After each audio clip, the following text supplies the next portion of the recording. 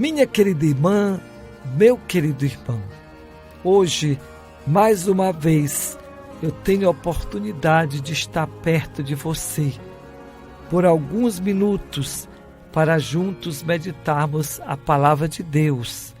Quero hoje enviar uma saudação para a comunidade do bairro Mocó, em Coroatá, onde, com fé em Deus, eu estarei presidindo a Santa Missa nesta comunidade que celebra São José.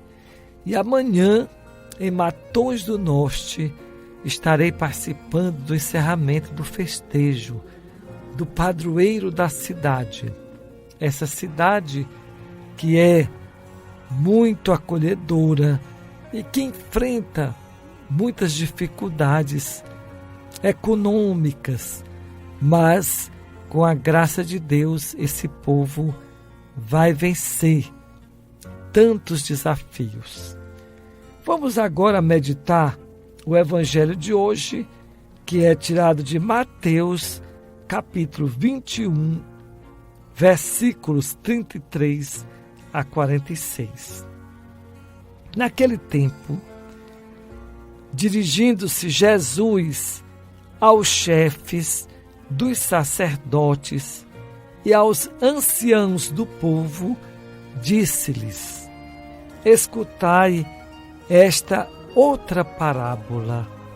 Certo proprietário plantou uma vinha, pôs uma cerca em volta, fez nela um lagar para esmagar as uvas e construiu uma torre de guarda. Depois, arrendou-a a vinhateiros e viajou para o estrangeiro.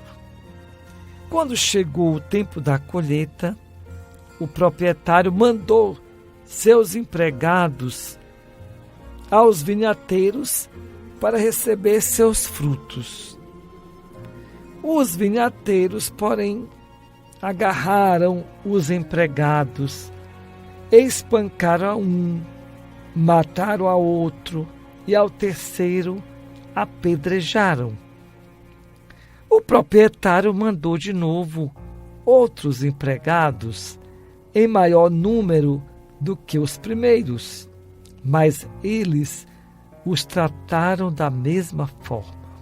Finalmente, o proprietário enviou-lhes o seu filho, pensando: ao meu filho eles vão respeitar. Os vinhateiros, porém, ao verem o filho, disseram entre si: este é o herdeiro. Vinde, vamos matá-lo e tomar posse da sua herança.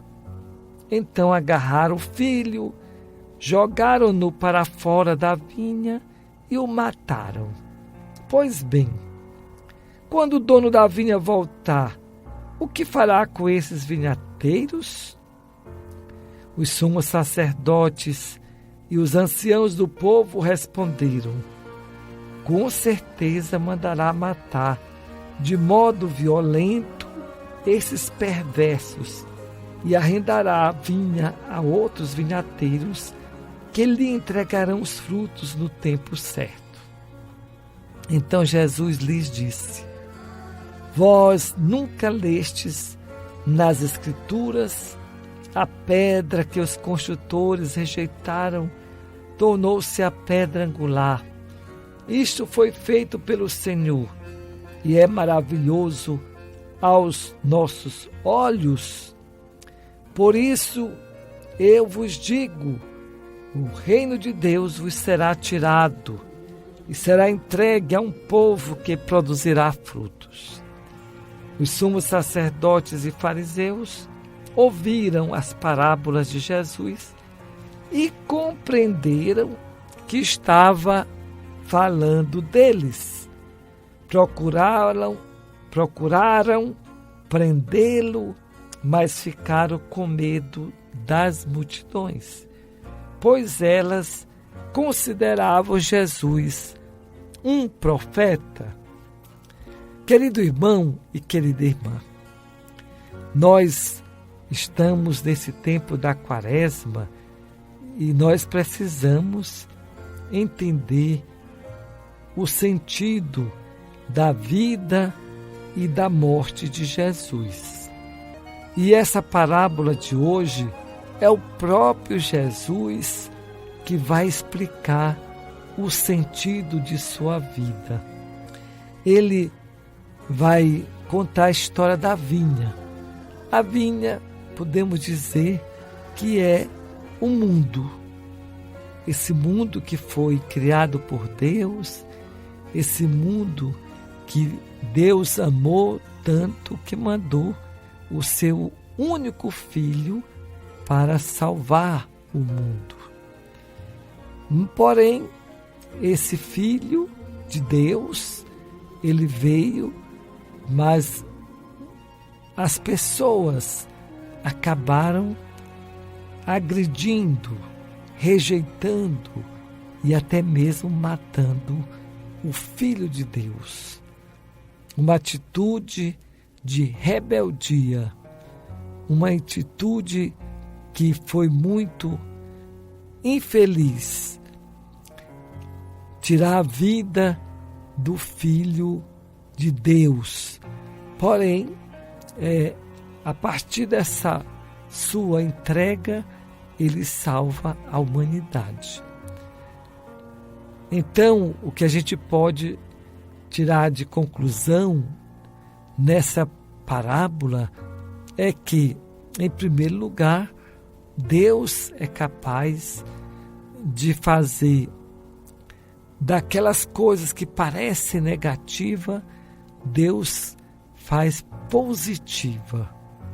Transformou aquela ação de rejeição do homem contra seu filho, Deus aproveita e salva a humanidade com a morte de Cristo, sendo fiel até o fim à vontade do Pai.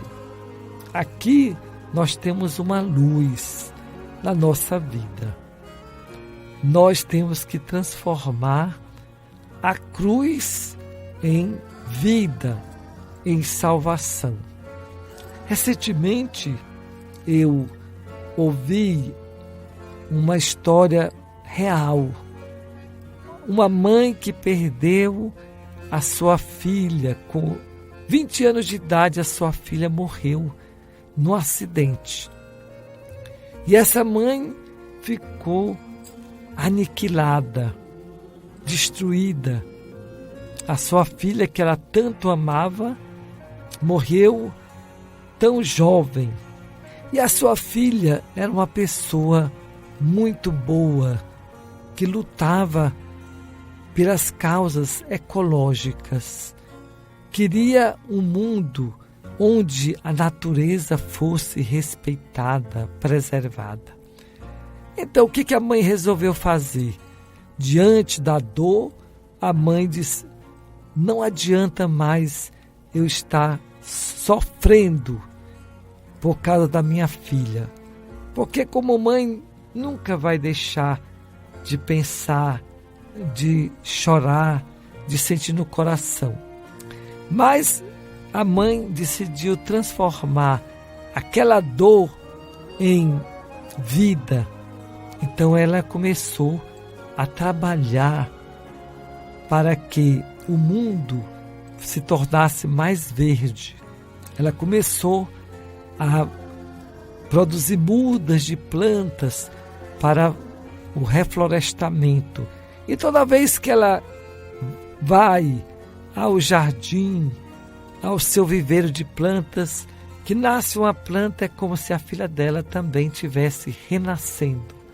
E aquilo ali foi confortando a ela. Então, gente, é isso que tem que acontecer na nossa vida. A dor que nós sentimos, ela deve ser transformada em vida, em bem. Não adianta ficarmos só lamentando o sofrimento e não transformar isso em vida para nós e para os outros. Que Deus nos ajude a nunca destruir aqueles que querem fazer o bem. E também não nos deixar destruir pelo sofrimento ou pela maldade que os outros podem nos fazer. Vamos transformar tudo isso em vida. Deus lhe abençoe e lhe proteja. Em nome do Pai, do Filho e do Espírito Santo. Amém.